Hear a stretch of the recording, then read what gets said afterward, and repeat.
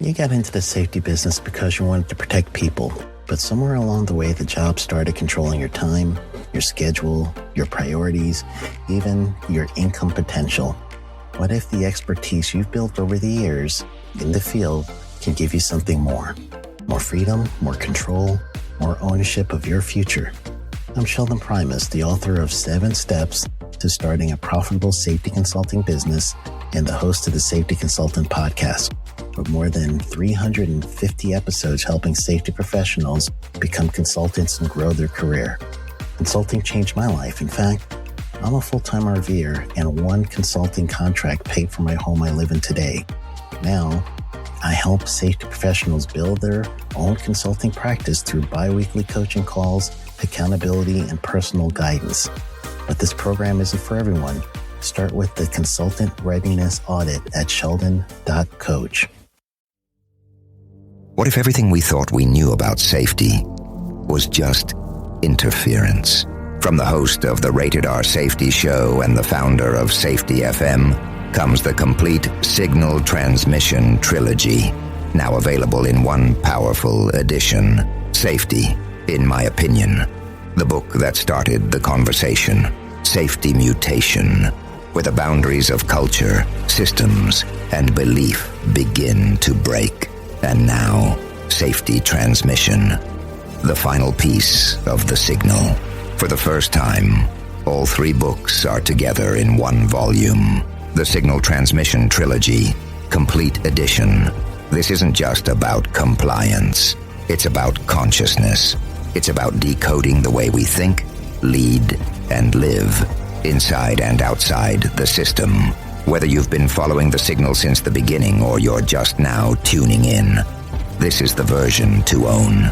Search Signal Trilogy on Amazon or visit safetyfm.com to get your copy now.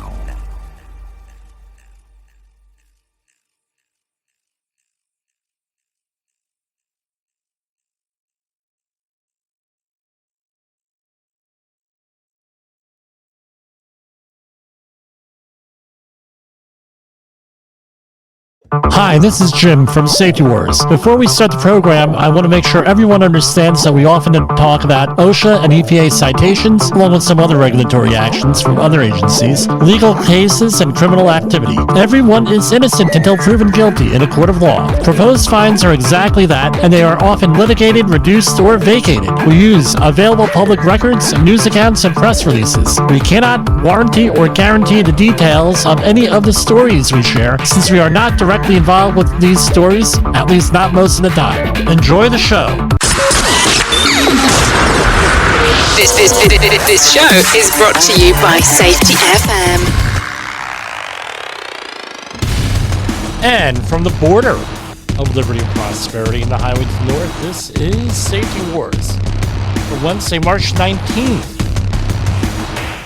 2025. I mean, this is one of the last days of winter. Time just keeps on slipping. Just like Steve Miller. Time keeps on slipping. Anyway, yes, I know it's corny. Been gone a couple of days here. So this is essentially what the issue is. I'm starting a new project towards the end of April. That's going to take a while. And I need to get like all my work done. In some cases, years worth of work done within by then. So we have training classes and everything else going on. What I try to do is I try to deliver the best quality program I can within that time. If I'm going to come up here after working an 18-hour day, yeah. Order of liberty and prosperity. It's not going to work for you. So we're not going to be happy. It's not going to be a high-quality program that you deserve. So how's everything going out there? A lot of stuff going on. We're going to talk about some news today. With everything, we're going to talk about some news. We're going to talk, and we'll see how far along we get here. Not so much politics, but let me make it perfectly clear. I should add this. All right. Part of what I do is I report on safety in the news, right? Obviously. But everything here has like a safety bent to it, or it's something I'm interested in that came up during the news. I'm not an apologist for any politician. When I'm here, I try to report it right down the middle, at least for hour one. If I go into an hour two, not so much with this. And what I'm finding out is stuff that we predicted a long time ago is now comes to fruition eventually here. Right, one of them being the way things were handled during COVID for recent past situation. The other being demographic issues, because now everyone's talking about demography, and I think this is going to become a bigger issue because starting next month, I believe it's April 8th, is the premiere. Is The Handmaid's Tale on Hulu, right? And what is The Handmaid's Tale about? Some people say, well, it's about a religious takeover, and now we have to worry about a religious takeover and Donald Trump, blah, blah, blah, blah. No. If you want to interpret it that way, I can't really stop you. You have a right to free thought. But Margaret Atwood, the author of that whole series of books, right, Testaments and Handmaid's Tale, she swerved into what would happen if there was a demographic collapse. What she said was religious takeover, but it was essentially a demographic collapse in the book. And now we have people talking about demographic collapses. We talk about it here on this program. So we're probably going to touch on a little bit of that. Blame the employee. Right, I picked up a safety book this week off of Amazon that I heard about, specifically on root cause analysis, because everybody wants to talk about root cause analysis, and and everyone here knows my opinion on it. Root cause analysis could go any way you want it to, essentially, anywhere where you want it to go. So I was doing an investigation one time. And someone said, Jimmy, you need to do a root cause analysis. And this was the client. I said, well, where am I allowed to go with that root cause analysis? Because, I'm being paid.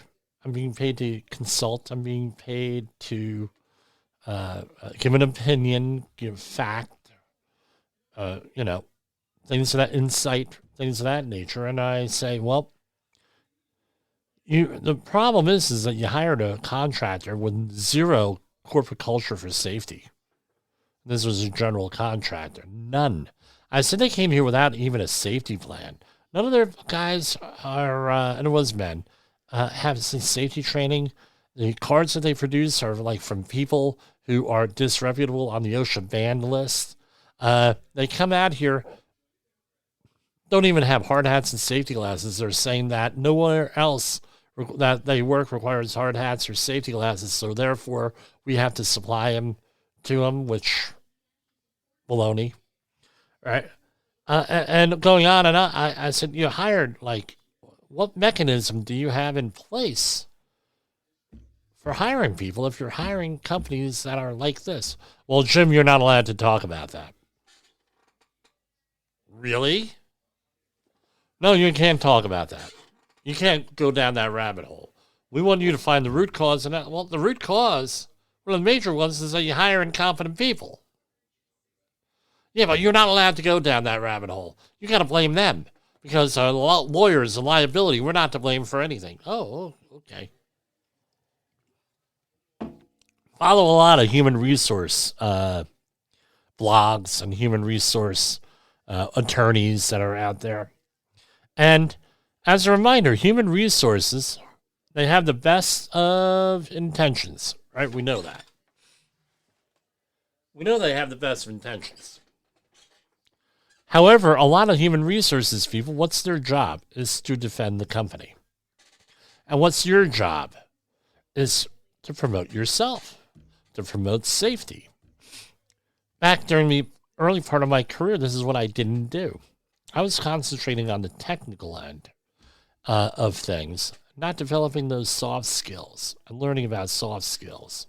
We weren't permitted to do that. Hey, you're the safety person. Screw you. You're a non-production situation. And that was it. So things have changed as we've gone along. But one of the things that we learned in the last couple of weeks is you're being hired as the expert. You're the expert. Act like one. That doesn't mean that you know it all. Right? Right? Know it all. Well, how do you...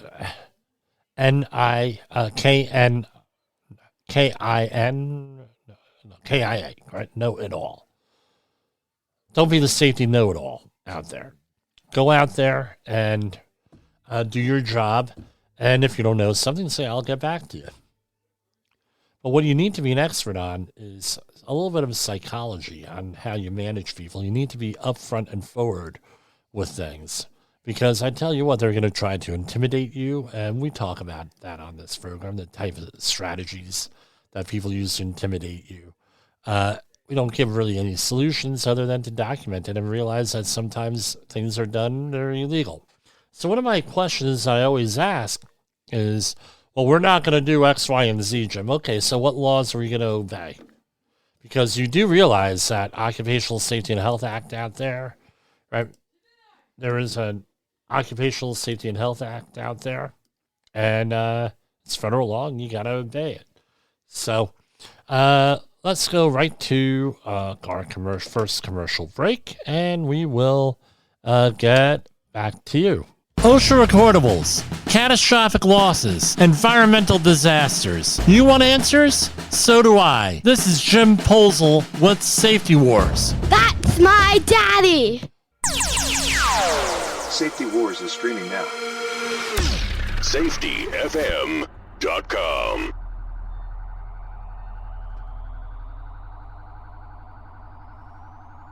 Is your safety training old, stale, and hackneyed? Is your safety trainer still preaching a warped version of behavior-based safety? How about safety training that is designed to actually address and assess your hazards and liabilities and is not standardized baloney from generations ago? Contact the Safety Wars team at safetywars.com or call me, Jim Posel, at 845-269-5772. Remember, if you are receiving this message, you are the solution to unsafe workplaces.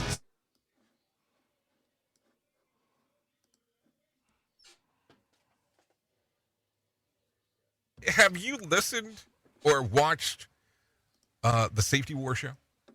It does stream live on the radio and on the streamer-emers that we have. So if you have not taken a listen to Jim Posel and what the hell he's doing every evening with Safety Wars, I would strongly encourage you to take a view or take a listen, whichever option is available for you, and take a listen to what the hell he has going on. It will take some deep dives and some information that you might be interested in. In an unpredictable world, one voice rises above the chaos. Meet Jim Posel, a seasoned safety expert who's navigated through some of the most dangerous scenarios, from anthrax, explosive cleanups, disasters, and numerous environmental cleanups, and lived to tell the tale. Now he's bringing his wealth of knowledge, insights, and experiences to you through Safety Wars. From workplace hazards to the hidden dangers in your own home, Jim covers it all with his engaging storytelling. Safety Wars isn't just a podcast, it's your guide to a safer world. Join Jim Posel and become part of the Safety Wars revolution. Available on Spotify, Apple Podcasts, YouTube, and wherever you get your podcasts and videos. Safety Wars. Your safety is our mission. All right, so here we go. Here. So we'll be releasing the video. What I've been doing is recording things and then releasing the video and the podcast from the live show. Things tend to work a little bit better that way. And if I have, like just now, I put up something on the screen that probably shouldn't have been there. Nothing obscene, I assure you. Nothing obscene. So just shouldn't have been there. So we're going to be editing that out. All right, this is from, so the U.S. Department of Labor has not been really releasing anything here as far as press releases go. But we're going to share whatever they have, and we're going to find out plenty of other government organizations. So the, what's it called? Voice of America went off the air on Saturday, March 15th, following an executive order. Basically, some of the reports were, and we use Voice of America here as of late. Voice of America, according to the administration, irredeemable. Essentially, it was set up many, many years ago as a promotion for American views, and we weren't able to get it in this country. And then in the early 2010s, around that time period, we were able to get Voice of America News, and it was official, so Soviet Union had Pravda, Truth. This was our version, and it would go all over the world promoting Americans' things. But what happened was, a lot of, there's been accusations made at a lot of news services that they're biased and everything else. And okay, they're biased. Now, this is from time immemorial, but they, you need to be fair. So, and what happened was the Trump administration ended up pulling the plug on VOA, and now that Sammy Hagar song, what are they, no one will know what that is, right? VOA has a song, VOA, Voice of America. U.S. Department of Labor awards $793,000 to continue unemployment assistance for Tennessee residents affected by Tropical Storm Helene. That swept the area in September 2024. Many workers had their lives completely upended when Tropical Storm Helene was swept across Tennessee. As communities continue to work to rebuild, I'm pleased to approve additional unemployment assistance for hardworking Tennesseans who were impacted by this disaster, said Secretary Lori Chavez DeRaymer. The Department's Employment and Training Administration awarded a grant to Tennessee Department of Labor and Workforce Development to enable them to deliver benefit payments to state's eligible disaster unemployment assistance claimants and to cover program administrative costs. On October 2nd, 2024, the Federal Emergency Management Agency issued a major disaster declaration enabling the state to request federal assistance. And this is supported by the Robert T. Stafford Disaster Relief and Emergency Assistance Act in coordination with Federal Emergency Management Agency. U.S. Department of Labor today, and this is from yesterday, right? The U.S. Department of Labor today announced Keith E. Sonderling as the 38th Deputy Secretary of Labor. Sonderling returns to the department where he served as acting and deputy administrator in the Wage and Hour Division. He most recently served as the Commissioner of the U.S. Equal Employment Opportunity from 2020 to 2024. During his first stint at the Department of Labor, the Wage and Hour Division set records for enforcement, collections, educational outreach events. Sonderling also oversaw the development and publication of large-scale deregulatory rules and authored numerous opinion letters, field assistance bulletins, and all-agency memorandums. In addition, Sonderling was instrumental in developing the division's first comprehensive self-audit program, which collected more than $7 million for nearly 11,000 workers. His institutional knowledge and policy expertise will continue to be invaluable in our fight to put American workers first.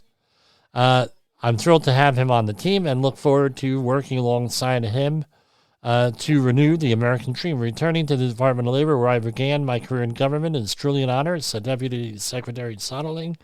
In my new role, I am committed to helping Secretary Chavez DeRaymer in advancing President Trump's labor agenda, most importantly, putting American workers first, end quote. Before entering government service, Sonderling was a partner at a law firm. So, we'll see how he does here with this whole thing. We wish him a lot of luck, and,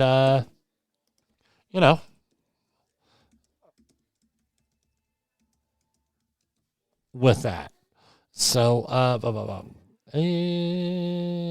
what next? Let's see if they have updated the org chart. Let's see if we can get that for you. About OSHA. OSHA organizational chart.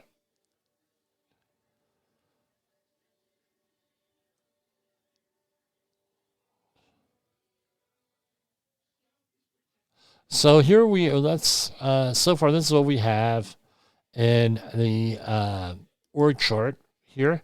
Assistant Secretary of Labor for Occupational Safety and Health is Amanda Woodley-Howe, acting. Senior Policy Advisor Mark Asplin. Special Advisor Matthew Martin. Chief of Staff is vacant. Office of Communications is Francis Mellinger. And Controlled Correspondence is Adam Corsi. And it goes on and on and on. A lot of A's there. But let's see how this goes as we progress along here. So, with that. And EPA, as usual, has a lot of stuff going on. So we went over this last week, this other stuff. So in case you missed it, this is from this morning, exclusive coverage on EPA's historic day of deregulation. Last week, a U.S. EPA Administrator Lee Zeldin announced the 31 historic actions. We went through it on our last program, undertaken by the agency, the most consequential and momentous day of deregulation in U.S. history. These monumental actions prioritize the agency's core mission of protecting human health and the environment while fulfilling President Trump's promise to unleash American energy, lower cost of living for Americans, and revitalize the American auto industry, restore the rule of law, and give power back to the states to make their own decisions. And this is from Fox News. Biden's woke green agenda on chopping block as EPA announces most consequential day of deregulation. And many, many, many different news releases. EPA Administrator Zeldin travels to St. Louis, Missouri to discuss radioactive waste cleanup efforts and celebrate Ag Day. On Monday, March 17th, the U.S. EPA Administrator Lee Zeldin traveled to St. Louis, Missouri to meet with Senator Josh Hawley, Republican Missouri, and community members for a roundtable discussion on the West Lake landfill. They discussed the work EPA and Senator Hawley are doing to help those impacted. The West Lake landfill Superfund site was added to the NPL list in 1990. So basically, it's been there for 35 years. Really. There's the link that they give you with that, with the background. We won't go into it. Following the roundtable discussion, Administrator Zeldin alongside Senator Hawley traveled to the Westlake landfill Superfund site. After touring Westlake, the group traveled to view portions of Coldwater Creek. EPA and U.S. Army Corps of Engineers are actively involved with cleaning up Superfund sites like the St. Louis Airport site, which includes Coldwater Creek. And St. Louis community, and this is according to Zeldin, quote, the St. Louis community has been dealing with the effects of Westlake landfill for decades. Hearing directly from those most impacted will help this administration align EPA priorities to continue to help them. I want to thank Senator Hawley for putting together the roundtable and continuing to be a strong advocate for his constituents when I was going through my confirmation process. I promised Senator Hawley that the EPA will enthusiastically recommit the urgent need of cleaning up West Lake. On Tuesday, March 18th, Administrator Zeldin celebrated National Agriculture Day in Chesterfield, Missouri at STEM Farms, participating in a roundtable discussion hosted by Missouri Farm Bureau. Local farmers, elected officials, and Farm Bureau leadership talked about water issues, crop protection, and pesticides, biofuels, and more. Following the roundtable, Administrator Zeldin toured the farm. All right, EPA and Texas partners celebrate National Farm Ag Day at the Collin County Farm. And, Regional Administrator Scott Mason was there from EPA Region 6. Again, from wheat farms in Oklahoma to rice fields in Arkansas, Louisiana to cattle ranches in New Mexico, the agriculture community across EPA Region 6 provides food, fiber, and fuel while stewarding and conserving the land. I look forward to strengthening EPA's partnership with things. And EPA recognizes farmers, ranchers, and agricultural communities as partners in conserving and protecting our nation's land, water quality, and natural resources. At CASA, Clean Water Infrastructure Project wins EPA award for innovation backed by the Department of Environmental Quality funding. The city, and this is from yesterday, the city of Estaca received a Waters Award Tuesday from the U.S. EPA in recognition of its innovative and effective use of its Oregon Clean Water State Revolving Fund loan. The Oregon Department of Environmental Quality is loaning the city $5.5 million through its low-interest loan program to replace its 1963 water treatment plant. So, again, infrastructure renewal. Clean water is a good thing, generally speaking. EPA celebrates, we already covered that. Lower Neponset River Superfund Site public meeting scheduled for March 25th. Okay, so if you're in that area, go and check it out. Josh F.W. Cook appointed as EPA Pacific Southwest Regional Administrator. Today, U.S. EPA Administrator Lee Zeldin announced that President Donald J. Trump appointed Josh F.W. Cook as EPA's Pacific Southwest Regional Administrator. Regional Administrator Cook will have stewardship to implement and enforce EPA laws in Arizona, California, Hawaii, Nevada, the Pacific Islands, and 148 tribal nations. There. So, Josh Cook is the right person we need to lead Region 9. He understands the unique nature of the Pacific Southwest and will be a great addition to the EPA team, said Administrator Zeldin. Josh's talent with working with state and local partners will be paramount to power the great American comeback across our regions. Before joining the EPA, Regional Administrator Cook was an advisor to the Tribal Council of the Moortown Ranchera of Conco Madu Indians, where he designed a decades-long large-scale forest resiliency initiative through government-to-government agreements for tribes, national parks, and multiple U.S. forests. Going on, some people happy, some people not so happy. So, like everything else. This is from March 17th, in case you missed it. Administrator Zeldin in Wall Street Journal. EPA ends the Green New Deal. Cover that. EPA proposes a new cleanup plan for a portion of the Mississippi Phosphate Superfund site. A public meeting and an official comment period will be held for the new plan. Pascagoula, Mississippi. The U.S. EPA invites the public to comment on a proposed plan to remediate operable Unit 3 of the Mississippi Phosphates Corporation Superfund site in Pascagoula, Mississippi. The EPA will present its plan to construct a new on-site wastewater treatment plant at a public meeting. Going on and on and on. Check it out if you're in the neighborhood. Cyrus M. Western, appointed as EPA Mountains and Plains Coordinator. He shouldn't even be like the Western. I know he probably heard that a million times. U.S. EPA Administrator Lee Zeldin announced that President Donald Trump has appointed Cyrus Western to serve as EPA Region 8 Administrator. As we work to power the great American comeback at EPA, we continue to assemble a fantastic team, said Zeldin. I'm grateful that Cyrus Western is joining the EPA as a regional administrator for Region 8. I know with Cyrus's experience in Wyoming State House of Representatives, championing energy and wildlife conservation, he will work nonstop to implement President Trump's policies across the region. And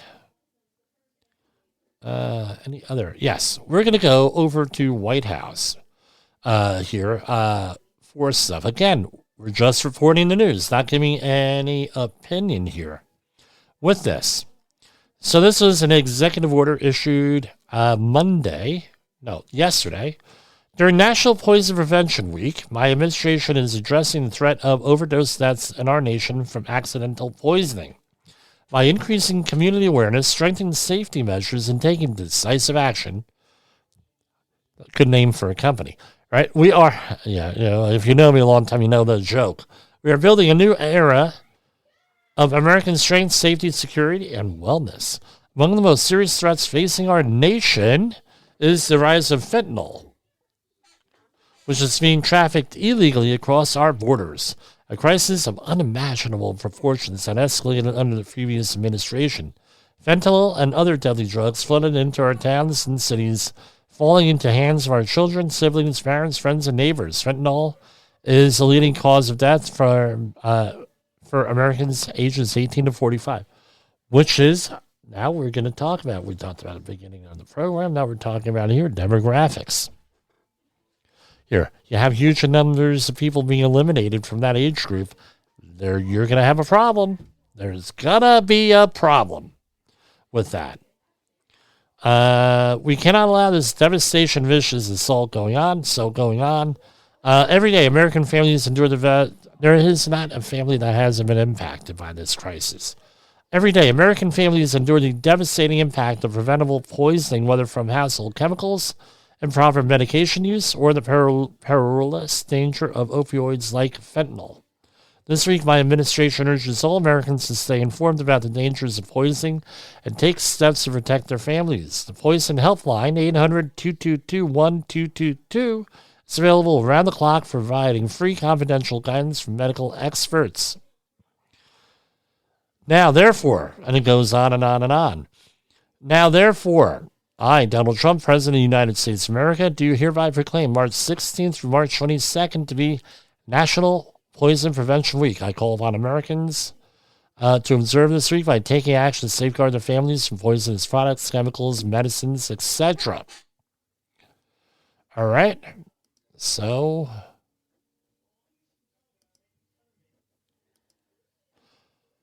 here's another one. This is from today. Removing discrimination, discriminatory ideology from foreign service. This is a memorandum from the Secretary of State, Agriculture, Commerce, U.S. Agency for International Development, Chief Executive Officer for the United States Agency for Global Media. I thought they didn't exist anymore. But anyway, that's VOA, among other things. Over the last 4 years, divisive and discriminatory policies were systemically embedded into every part of the federal government, including hiring processes, employee performance evaluations in the Foreign Service. It is the policy of the federal government that hiring in foreign policy positions, like hiring in all other parts of the government, shall be based solely on merit. With that. And it goes on and on and on for that. So that's what we have. Now, I have to go to the regular screen because we are going into non-governmental websites here, and we're not allowed to show them on video. We're not licensed, right? Even though other programs do it, I don't want to do it. I don't want to cause us a problem here. Pardon me. Let's take a short commercial break, and we will be back with you. You are listening to Safety Wars. Tomorrow's Safety Today. We haven't had any music lately. Let's throw some music on. Hard hat on my head, set the alarm. High voltage love in your arms. Steel toe boots, steal my heart. Now love's a machine, start to start.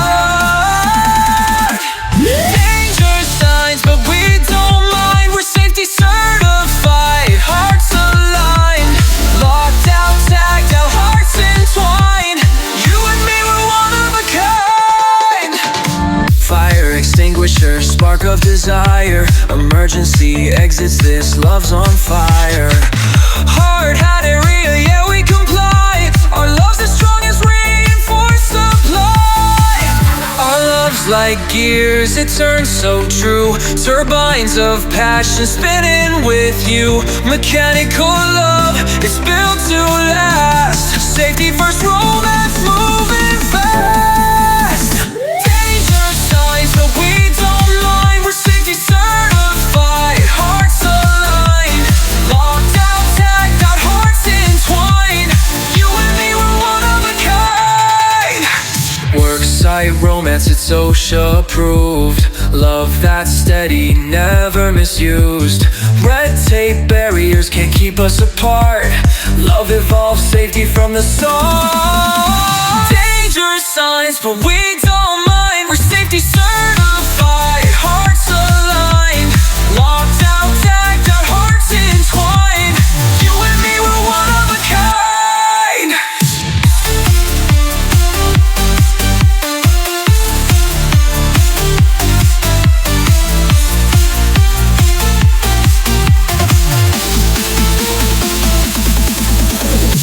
Worksite romance, it's OSHA approved.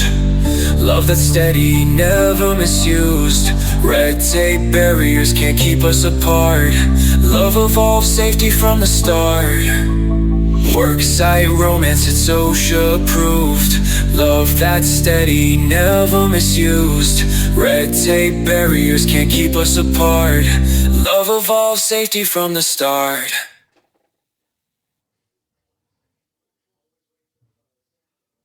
In a world where danger lurks in every corner, one man stands as a beacon of hope. Jim Posel, a veteran safety expert with over 3 decades of experience, now bringing his knowledge to you with Safety Wars. Engaging, informative, and always relevant. That's Safety Wars.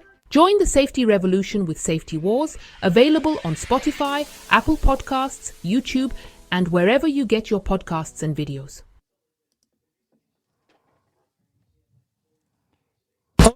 OSHA recordables, catastrophic losses, environmental disasters. You want answers? So do I. This is Jim Posel with Safety Wars. That's my daddy. Yes, Jessica, I am your father. Gotta find out a different graphic here for that. Still learning.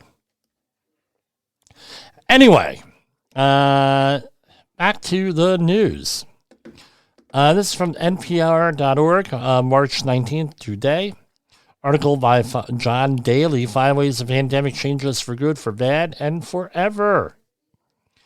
Right, number 1, video calls made the room bigger, distances shorter. Gerald, friend of the program here, I would hope friend of the program, Gerald Salente from Kingston, New York, went into this on Coast to Coast last night. Also friends of the program here.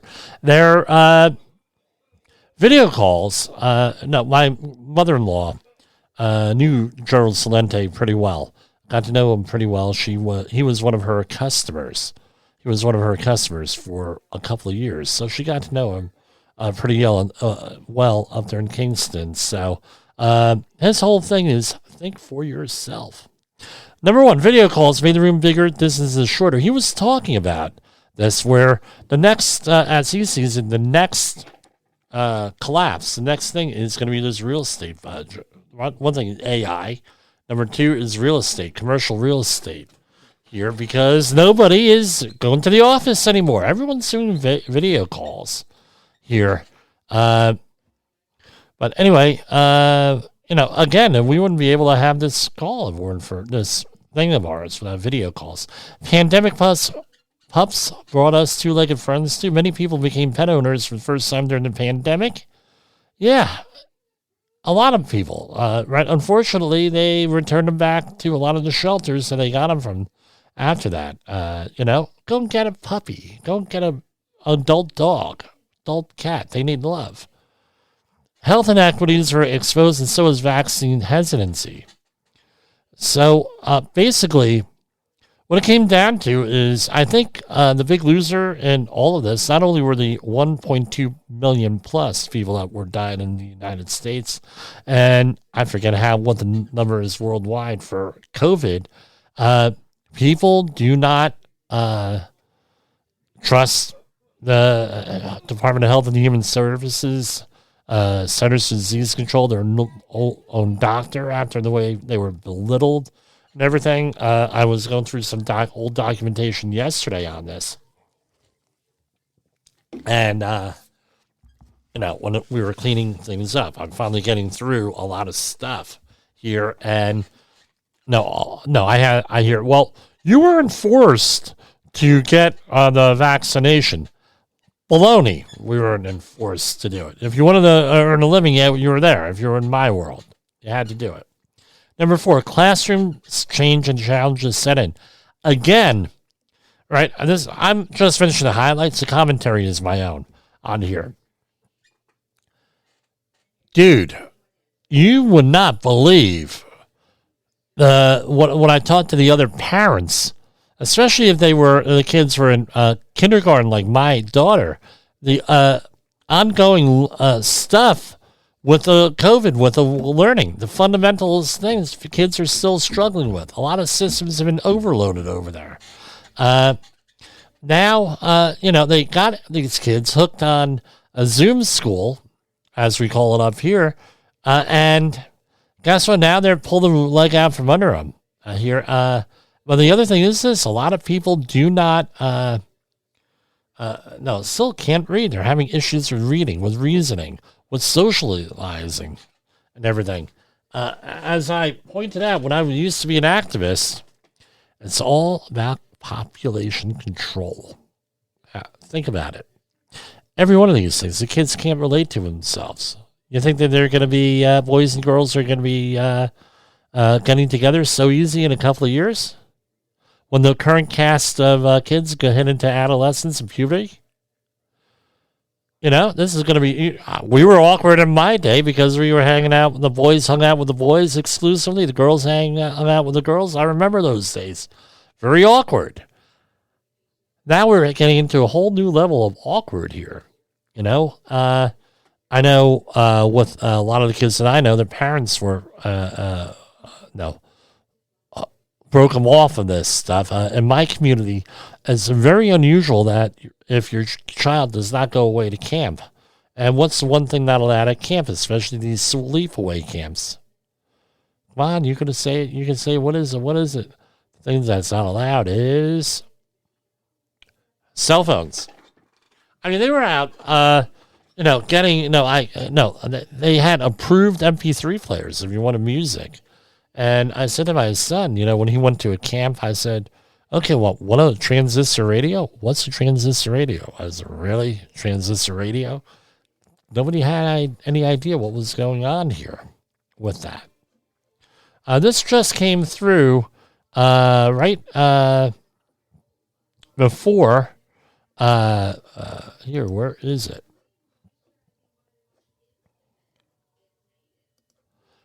Right before showtime here. Hold on, let's talk about, and then we're going to talk about a accident investigation here. Let me make sure I got this right.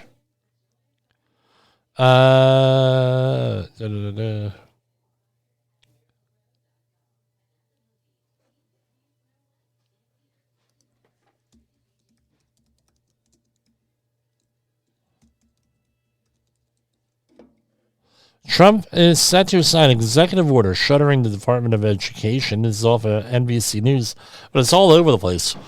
President Donald Trump is expected to sign an executive order Thursday to close the Department of Education, fulfilling a years-long pledge to dismantle the federal agency, the White House has confirmed. Trump will hold an event at the White House to sign the order directing Education Secretary Linda McMahon of the WWE to take all necessary steps to facilitate the closure of the Department of Education and return education authority to the states while continuing to ensure the effective and uninterrupted delivery of services, programs, and benefits that rely on this, right? The formally closing the department requires an act of Congress, but even without formally shutting it down, the Trump administration can effectively make it nearly impossible for employees to carry out their work, as it is done with U.S. aid. And we're going to comment on that. I think if we go to hour 2 here. This is from Iowa. So KCCI investigates. This is from KCCI.com. KCCI investigate. OSHA finds Iowa youth residential facility $37,500 in worker's death. Now, something I want to point out, OSHA is very limited in what they can do. There was one story, if I went on earlier this week, that went into the disaster that OSHA was going through with what was called the most dangerous work place in America. And the place is now shuttered over financial reasons, not necessarily over OSHA violations. And I think what happens when situations like that happen, it undermines the credibility of everybody involved in the system, whether you are a corporate safety director, whether you are a regulator, whether you are whatever. With this, my opinion is that, my one man's opinion, this whole Occupational Safety and Health Act has to be reformed and updated. Here we still have, right, the official number 5,000 people per year that they could track with the OSHA 300 logs that are being that are dying, but OSHA acknowledges another 50,000 are dead per year because of occupational illnesses. Right, so again, 55,000 people a year dying. That's not so good. That's half of the fentanyl problem. Think of it that way. And look at all that we're doing with the fentanyl. And that's every year, and it's been there. So, again, needs to be reformed. Now, the bill in Congress to get rid of it, okay, well, guess what? Maybe update it. That would be, I have some ideas on that I'm going to share in the near future on this. So, we'll figure it out. We'll figure it out. We're getting there. The occupational, so again, OSHA cites 3 violations, 2 being serious in this place in Iowa, with the May 8th death of an employee. And this, when was the story? Today. Youth Group Home Services, there was a Youth Group Home Service, I'm not going to mention the name. The worker suffered a head injury after she was pushed by a teen at the home. She died days later at a local hospital. As we do know, OSHA was dealing with this. Has been an ongoing issue with healthcare workers, and this is what it sounds like, a healthcare worker being assaulted here. The teenager has been charged with second-degree murder. The first citation was for violation of Iowa's law to provide, and it was their general duty clause. The second citation was PPE. What are you supposed to wear, a hard hat with that? Really? Have all your employees wear hard hats? I don't think that's going to be a feasible solution there. In a statement, the facility told KCCI all mitigations are complete and all current fines have been paid. We are pleased to see that OSHA's formally recognized what we knew all along. The company did not take appropriate action to ensure the safety of the victim. You do not put a 105-pound female counselor in a position to monitor a violent 200-pound troubled child, particularly when serious threats by the child have been made to the victim in the past.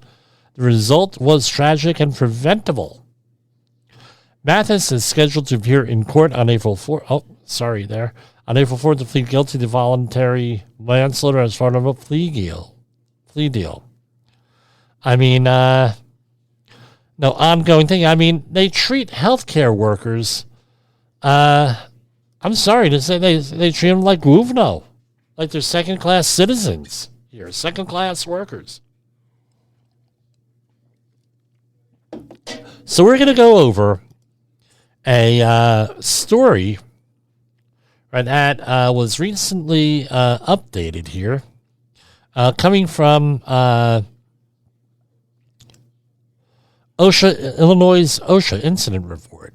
So we're going to do, since this is a government document, we're going to share the screen.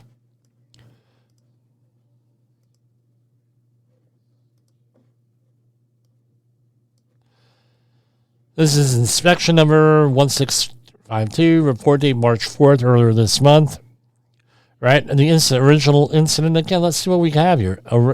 Again, like with the NTSB reports out there, if you want to learn how to write an incident report and the basic format and template, right, there's a couple of things you can do. Go to the OSHA website. They have things, but you can also read these government reports. Deming incident. Water department employee drowns during repair of a valve in a water main vault. A 20-year-old male maintenance worker drowned due to engulfment in flooded water main vault and entrapment of his right hand during repairing of a leaking valve for a 12-inch water main.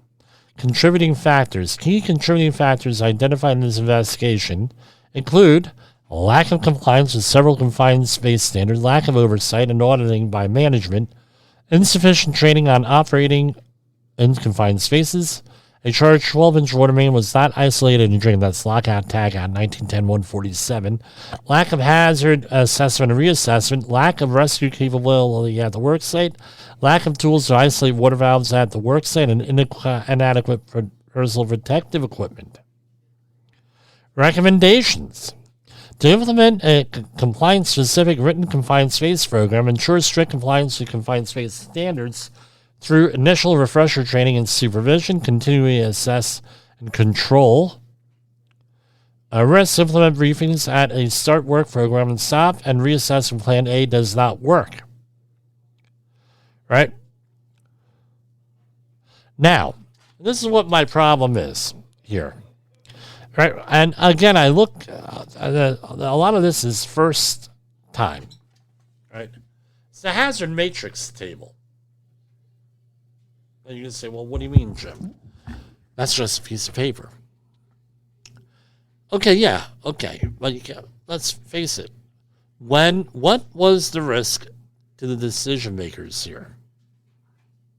In this case, the government employees. What was their risk? Zero. Big nada. 0. No risk. No training, no education, don't care. This is why I have a problem with sovereign immunity. And this person was a victim. Make no doubt about it. This person is a victim of sovereign immunity. Right, with this. And this is one of the things that we have to go into. My opinion, Jimmy's opinion here. On February 23rd, 2023, at a village employee had occurred at approximately 30 minutes earlier. Illinois OSHA opened an inspection to investigate the circumstances involving a water department employee that drowned while repairing a water main valve in an underground vault. The worker was removed from the vault after approximately 52 minutes and transferred to the nearby hospital, pronounced dead. Victim, age 20. Again, young guy. Right? Graduated in 2020, recent graduate. He was hired by the village as a seasonal employee. How are seasonal employees treated? Like Wuvno, like second-class citizens. Right? And again, 40 hours a week, the incident. Right?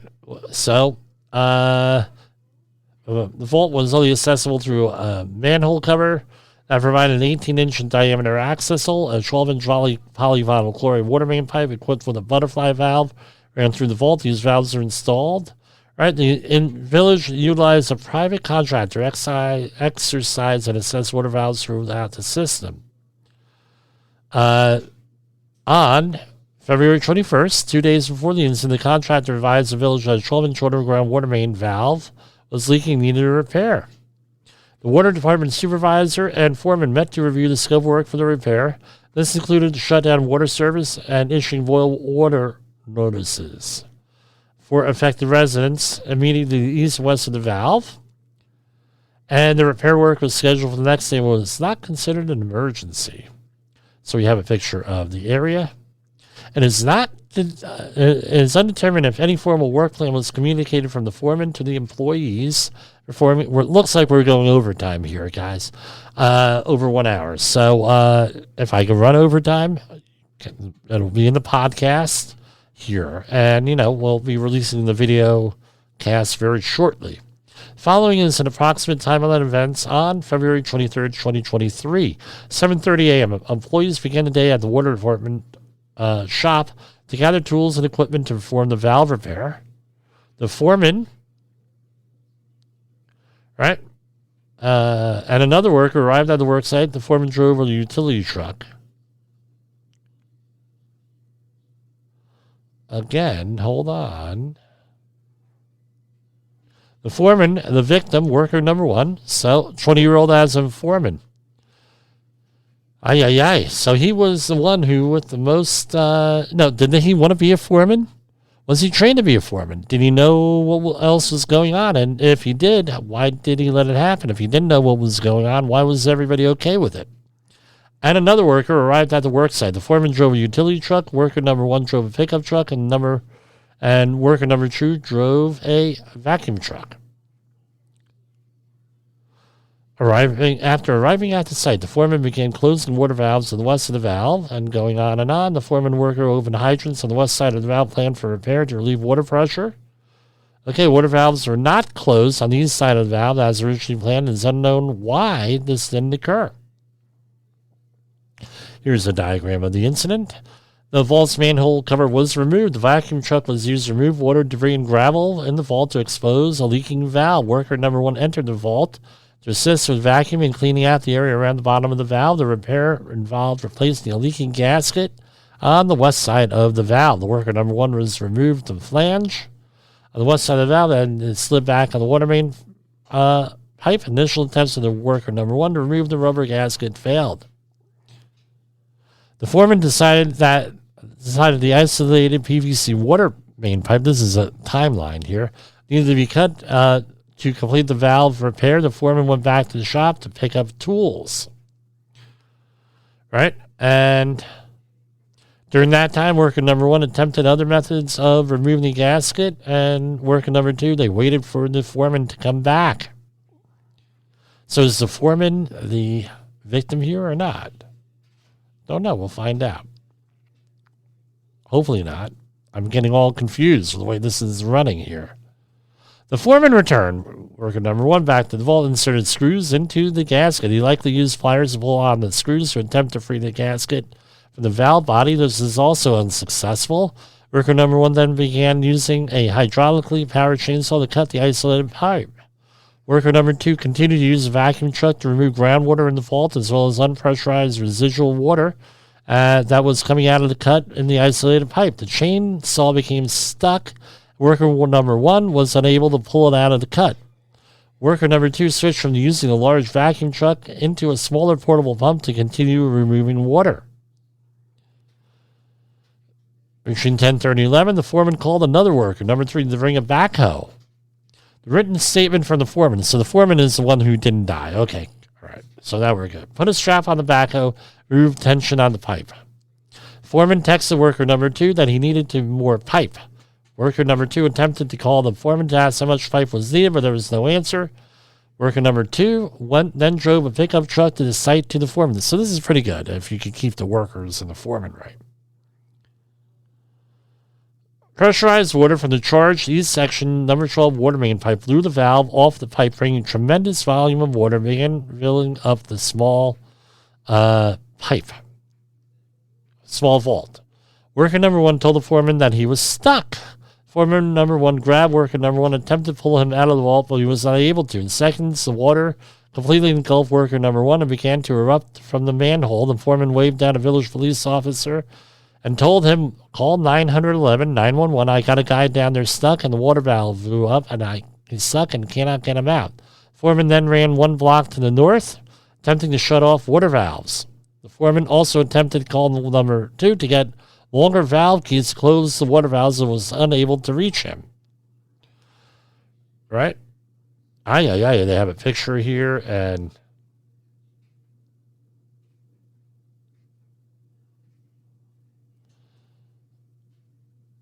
The first fire department units quickly arrived at the scene. The fire department responds through 10 certified technical rescue technicians seen in approximately 10 minutes. While worker number 2 was back at the shop loading up pipe, he noticed missed calls from the foreman on his phone. Worker number 2 tried to call back several times. Eventually contacted the foreman and said the valve came loose. The foreman told the worker number 2 to get the long valve key to shut the water off, as the key the foreman had was not long enough. While driving to meet... So the key is a wrench, is what this is. It's a wrench. While en route, worker number 2 was approached by the village street supervisor and public works director asking what was happening. The street supervisor advised worker number 2 that someone was trapped. Right? The worker number 2 was not aware of this, as the foreman had told old worker number 2 about the valve coming loose. All right. Look at all that water that came out of there. A lot of water. Illinois OSHA opened an inspection to investigate the incident. Village Water Department and the Village Water Department. They went through the whole thing. 3 months before the incident, the village had hired a new public works director after realized the need to change the safety culture of the department. It is unlikely the new director had a full understanding of the practices. This is an important thing, right? The incident revealed critical lapses in safety practices and procedures that resulted in an environment with little room for error. Failure to adhere to OSHA regulations regarding permit requiring confined spaces, PPE, and hazard assessments led to a cascading series of events that were fatal. How many times have they done this prior to this, is my question. No evaluation. Specific to the incident, the water department did not prepare a permit before allowing entry into this space, another violation. After the pressurized water blew the valve pipe off, worker number 1 was trapped with no realistic rescue capability on site. Notably, he was not wearing full body harness with a retrieval line and a hoist as required by the employer's own written program and OSHA standards. Additionally, the foreman, who was the only employee present outside of the vault at the time of the valve blew off, left the immediate work site. This led to confusion. Right? When the responders showed up, nobody knew what the hell was going on, basically. While Illinois OSHA cannot definitively identify the specific action resulting in the valve blowing off, available evidence suggests the following series of events. Once the drain pipe was cut, the opposing force pressing the valve against the pressurized water on the east side of the valve was compromised. After the cuts, the strength of the gasket and flange interface between the valve and the pressurized pipe was all that was holding the valve in place. A significant amount of force from the pressurized water pushed against the closed valve plate. It is possible that additional cutting and or use of chain attached to the backhoe to remove tension in the pipe was enough for the pressurized water to blow the valve off the pipe. As this occurred, worker number 1's right hand became trapped in the cut section of the pipe, preventing his escape. So apparently his arm got stuck somewhere in there. Pictures here. Right, some of the other pictures, again, I forgot to hit share on this. So for your home viewers, here, nice diagrams here. This is from the Department of Labor from Illinois. This is probably something you guys want to save and use as a training aid here.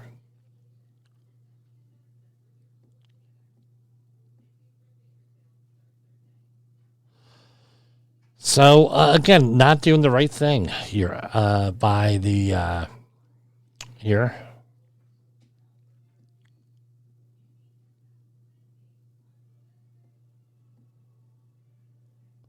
So here are the findings. Workers involved were not aware of the Water Department's written confined space program.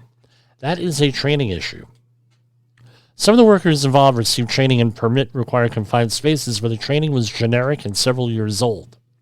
The department's safety culture tolerated employees entering permit required confined spaces with little to no hazard controls. Management oversight and internal auditing was absent. The department failed to properly identify and classify permit required confined spaces. The department had not conducted a PPE hazard assessment. The permit was not issued. No lockout, tagout, or isolating this thing. No realistic rescue capability. After the initial and each subsequent gasket removal method failed, workers did not reassess the situation or plan between each method for potential hazards or potential outcomes. The perceived risk of working the vault was low, however, the actual risk was high. He had no gouvernement. At least one employee serving as the legally required attendant did not remain at the immediate work site after the emergency started. Long valve keys used to open and close water valves were not at the work site, delaying efforts to isolate the charged water main. Again, it goes on here, right? With everything on here. Tell your supervisor if you believe you had not had the appropriate training. Speak up if you're the worker. Individual risk assessment. Maintain awareness. So, to their credit here, all right, they identified a whole bunch of stuff that the supervisor and department leaders did not do. No hazard assessment. I won't read every one, but it comes down to no hazard assessment, no planning,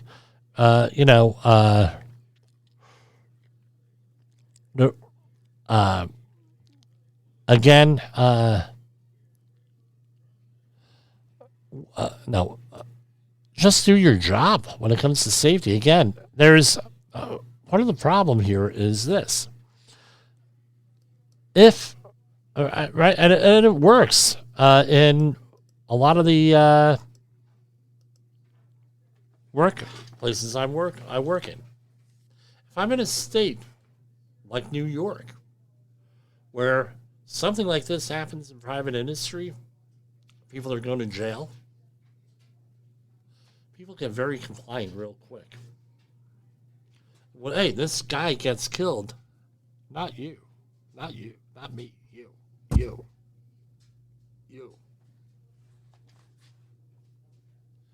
You're responsible. You're the competent person. You're the supervisor. Do I have the authority to hire? Do I have the authority to fire? Do I have the authority to discipline people? Do I have the authority to make changes? Right? Do I have the authority to reward? Did I put this out for bid? You're the guys that hired him or her, hired the company. Right? With that, not the safety person that's in here. Our job is to assess hazards, right? Do our job, provide leadership. Very rarely does a safety person have the authority to start to throw people off jobs or discipline people. Very, very, very rarely. Let's continue. All right. On February 23rd, right, Sirius, they got them on 1910-146 permit required confined space entry E1. Again, this is general industry maintenance here. Sirius 1910-146. Develop and implement means, procedures, and practices necessary for safe permit entry operations, including but not limited to the following: isolating the permit space. Repeat series, PPE. So apparently they got nabbed already with this. Right? And again, they were requiring an abatement certification on this. So 1910-132, PPE assessment. Series 1910-146C1, permit required confined space. The employer shall evaluate the space. 1910-146G3, permit required confined space. The training shall establish employee proficiency.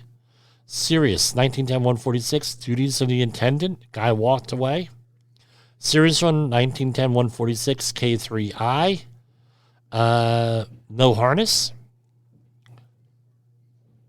All right. The employer. So actually, there was actually a fine here. Wow. But again, what do they care? It's not their money. The employer also received a hazard alert notification about the confined space rescue.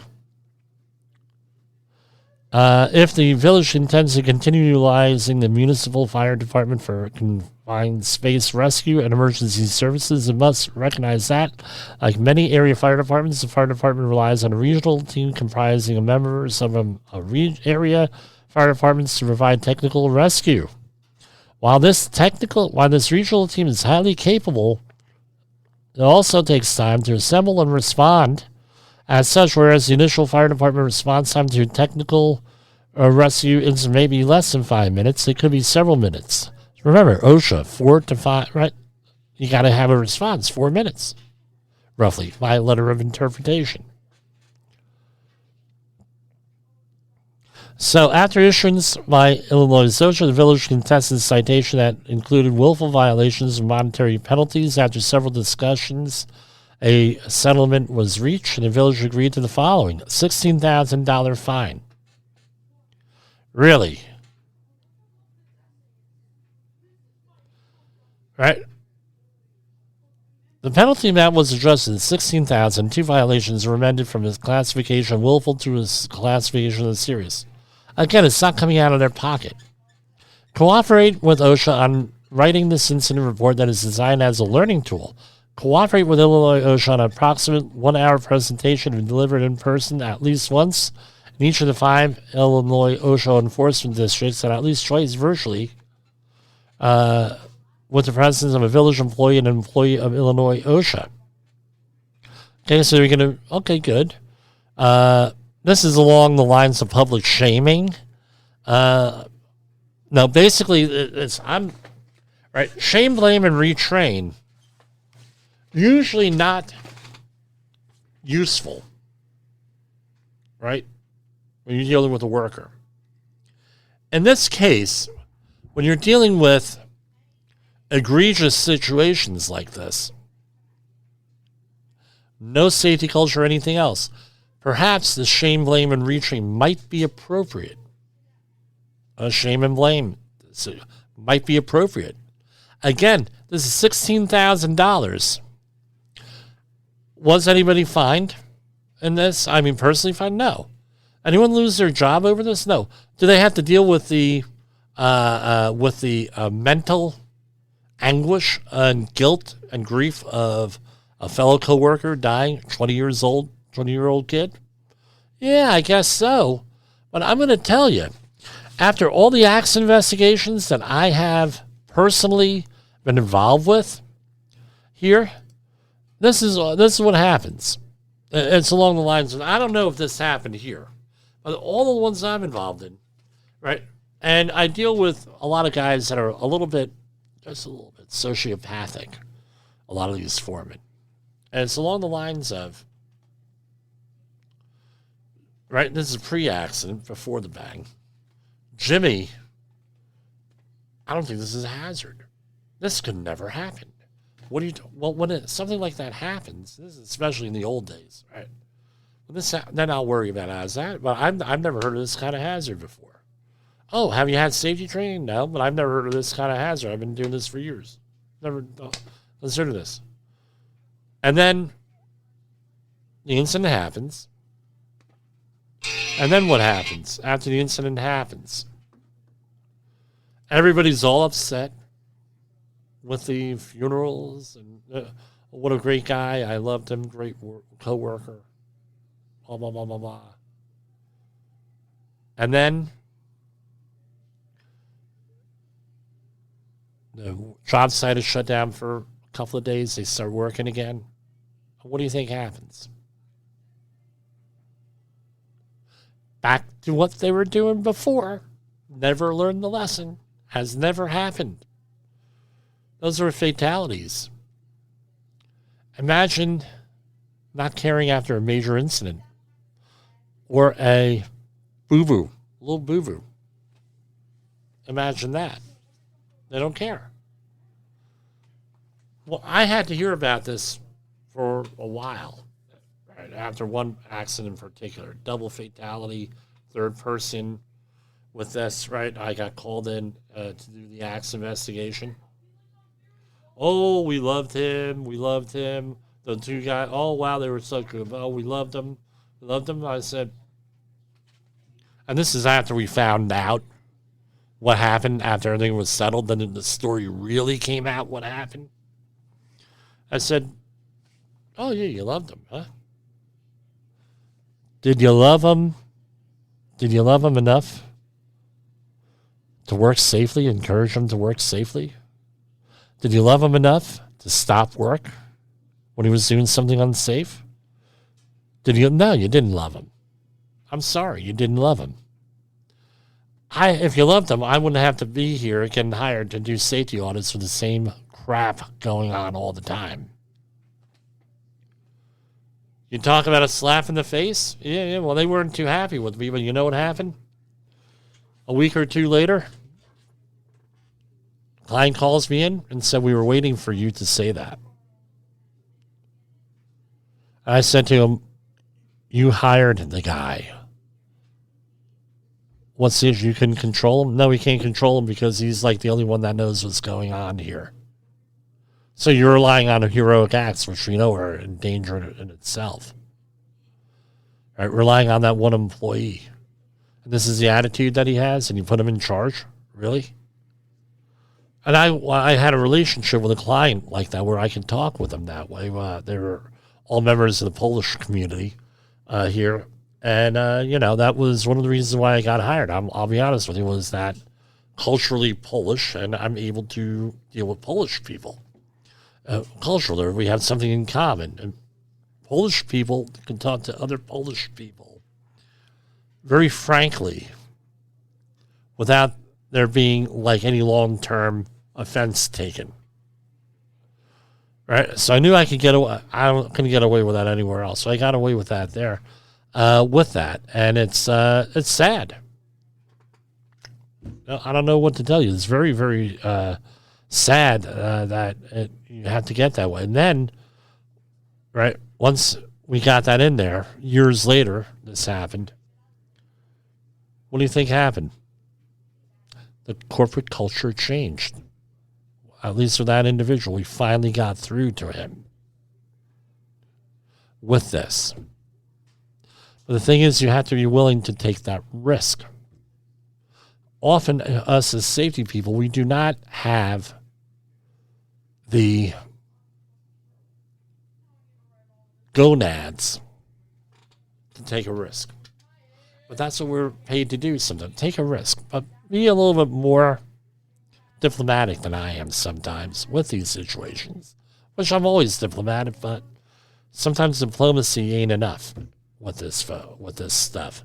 They hire you to do a job, and you got to do it. And you have to figure out how to do that job. And, like I said at the beginning of the show here, right? Like I did at the beginning of the show, we have these issues come up here, and you have to have backbone. You have to have what's the word I'm looking for? You have to be able to push back, have backbone, to be diplomatic. That's what you're doing. You're there to save lives here.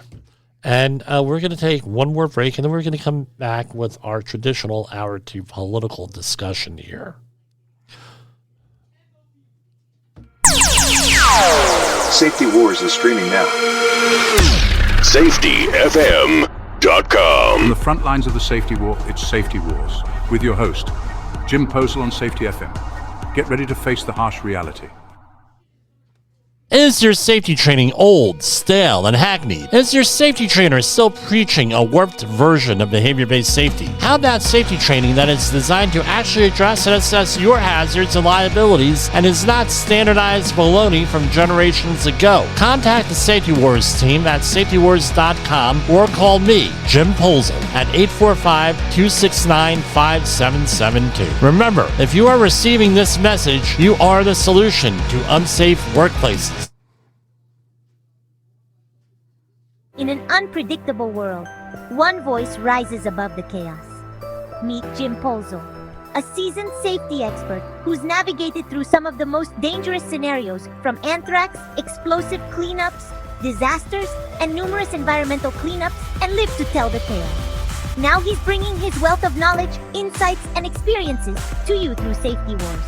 From workplace hazards to the hidden dangers in your own home, Jim covers it all with his engaging storytelling. Safety Wars isn't just a podcast, it's your guide to a safer world. Join Jim Posel and become part of the Safety Wars revolution. Available on Spotify, Apple Podcasts, YouTube, and wherever you get your podcasts and videos. Safety Wars. Your safety is our mission.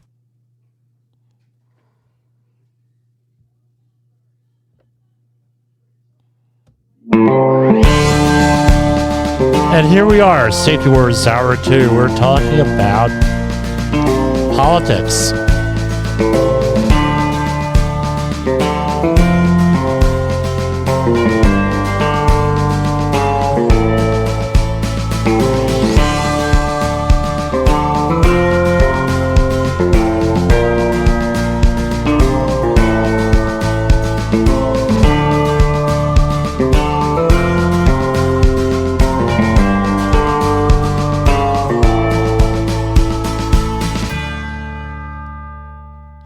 All right, so we're going to talk about terrorism today. Domestic terrorism. So there have been two major incidents here, ongoing incidents. One is an ongoing incident, I guess we could call it. One of them, all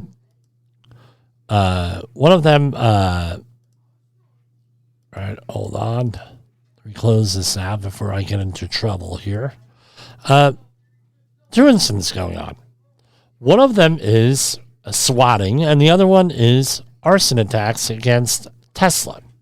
Regardless of what your opinion is on Elon Musk or anything else, or any other people being swatted, which are some supporters, and swatting is not new. This has been going on for a number of years, where you might say an unpopular opinion, and then all of a sudden, someone calls up the local police.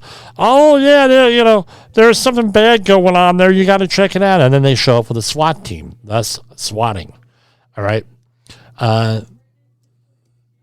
and very few people get caught for doing this stuff, and now very hard to track and everything else. It seems that when they do put their mind to it, the federal government, and it is a federal offense, is my understanding. They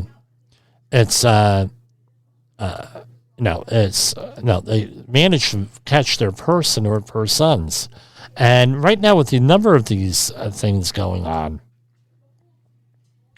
now in the last, especially since January 20th, we're right. Hold on. All right. So, with the number of these things going on, it's hard to not believe that this is not a coordinated effort here. So, I have right here. No, I guess I could share this. So this is from Domestic Terrorism Definitions and Terminology. So domestic terrorism for FEI's purposes is referenced in the U.S. Code 18 U.S.C. 23315 and defines activities as involving acts dangerous to human life that are in violation of criminal laws in the United States or of any state. 2, appearing to be intended to intimidate or coerce a civilian population, influence the policy of government by intimidation or coercion, or affect the conduct of a government by mass destruction, assassination, or kidnapping, and occur primarily within the territorially jurisdiction of the United States. And using the term domestic terrorism, DHS looks to the Homeland Security Act definition of terrorism, right? The provision defines terrorism of any activity, right? That's in 6 U.S. Code 10118, is dangerous to human life or potentially destructive of critical infrastructure or key resources, is a violation of the criminal laws of the United States or any state, appears to intimidate or coerce a civilian population to influence the policy of a government by intimidation or coercion, or to affect the conduct of a government by mass destruction, assassination, or kidnapping. And they list all different things, right? A racial or ethnically motivated violent extremism, anti-government or anti-authority violent extremism, animal rights or environmental violent extremism, abortion-related violent extremism, and all other domestic forms. And it goes into how they define an incident. So what's my point here? We just had, so if we look at the map of all of the Tesla stuff that was burned, these are acts of domestic terrorism. Well, no, it's the way it is. Right?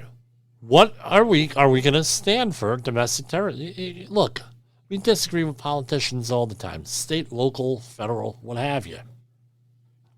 So what? That does not allow you to go out and act like a bleep. Can't do it. Does it have to be that obvious?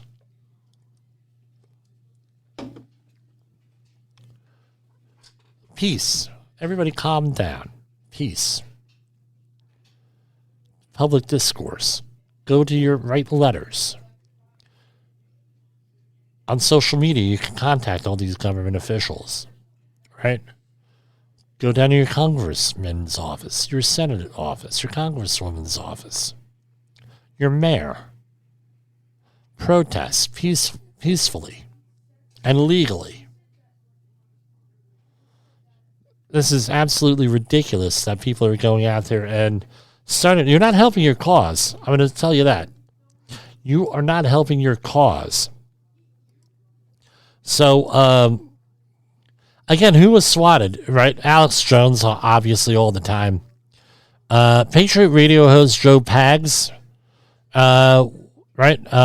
swatted, right? Another person was swatted on the InfoWars team, and someone else allegedly ordered a pizza and had it delivered there from the recently murdered employee there.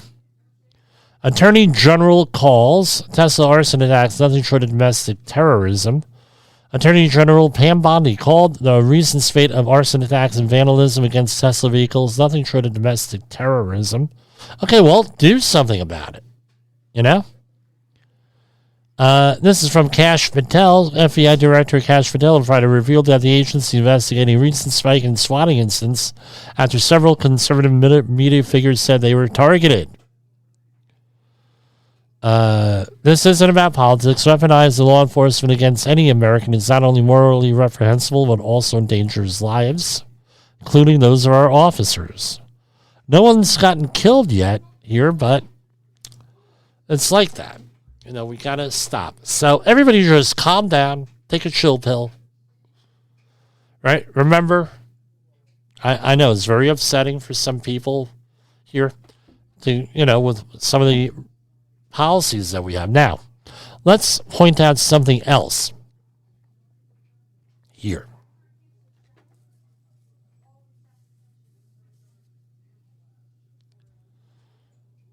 I've been following politics since way back. I remember sitting on my daddy's lap when I was about 4 years old, watching election returns. He used to work second shift, and sometimes I would go and hang out with him. I remember in Carteret, New Jersey, we'd hang out, watch the news that night. And one of my earliest memories was it might have been 1973, or might have been 1972, 74, in that region. I was 2 to 4 years old. I distinctly remember watching election returns with my father on election night. Right, he voted, he went to work, came home, 11 o'clock, they're doing election returns. And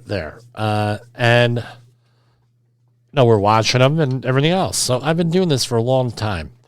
The one that I remember first that I studied in depth and paid attention to was the assassination of Anwar Sadat from Egypt, because I remember my mother had taken me to a doctor's appointment, and she had a little transistor radio with her, and she was crying over Anwar Sadat. Not that she liked him, but the way that he died over there with that was very brave. You could go research it yourself. So I've been following this for an awful long time. One of the things that we as conservatives or Republicans have always said was this, right? The national debt is skyrocketing. All my time I've been paying attention is the early 1980s here, late 1970s. And one day there's going to be a political reckoning day. It's going to be in the future. And you had the mainstream Republicans saying, oh, don't worry about it, not a problem. Oh, we'll print our way out of this, we'll do this, we'll do that. But everything's an ever-evolving world, ever-evolving time. And what we have here is a situation that at least is perceived by the president and his cabinet as being a dire situation with the national debt. Way it is. They're making all these cuts and doing all this other stuff. We'll see what the long-term impacts are and finally getting done after 50 years. It was a great thing to run on. We're going to reduce the national debt. We're going to reduce the national debt. We're going to reduce national debt. But the people in charge of reducing national debt they were riding the gravy train. A lot of us are riding the gravy train too with this. And something like 8,000 NGOs controlling 7,000, controlling a big boatload, trillions of dollars. We have evidence of current and former politicians getting kickbacks on the arms dealing, even with Ukraine and outside Ukraine. All this stuff is coming to an end, it appears, at this point. Let's see if it's actually going to sustain itself here with this. And there are painful cuts. This impacts human beings. So, for example, the National Forestry Service cuts. These are human beings. There are very few analogs outside the National Forest Service and private industry. Either you're going to go to a state agency and let go by the federal government, or you're going to find something else. The hospitality industry, someone had pointed out. Okay, they're going to go, and I mean someone who I trust and I know is very familiar with National Forestry Service and the people there. Well, they could go into, let's say, working for a forestry company or a state government or even in the hospitality industry. Okay. You're making boatloads of money for the National Forestry Service. How much is now you got to start over again? And you're going to be a hospitality industry where those are often low-paid jobs. They're not going to hire you as a manager. They're going to hire you as something less than a manager, unless there's something really dynamic going on here. So all this is very disconcerting. There are human impacts here. Hopefully the human impacts are going to be mitigated here in the long term. I think long term we'll be okay here, even with the stock market. We're going through a correction and everything else. But we'll see where this is. May you live in interesting times. For Safety Wars, this is Jim Posel. I will see you back here tomorrow, God willing. You got into the safety business because you wanted to protect people. But somewhere along the way, the job started controlling your time, your schedule, your priorities, even your income potential. What if the expertise you've built over the years in the field can give you something more? More freedom, more control, more ownership of your future. I'm Sheldon Primus, the author of 7 Steps to Starting a Profitable Safety Consulting Business and the host of the Safety Consultant Podcast, with more than 350 episodes helping safety professionals become consultants and grow their career. Consulting changed my life. In fact, I'm a full-time RVer, and one consulting contract paid for my home I live in today. Now, I help safety professionals build their own consulting practice through bi-weekly coaching calls, accountability, and personal guidance. But this program isn't for everyone. Start with the Consultant Readiness Audit at sheldon.coach. What if everything we thought we knew about safety was just interference? From the host of the Rated R Safety Show and the founder of Safety FM comes the complete Signal Transmission Trilogy, now available in one powerful edition.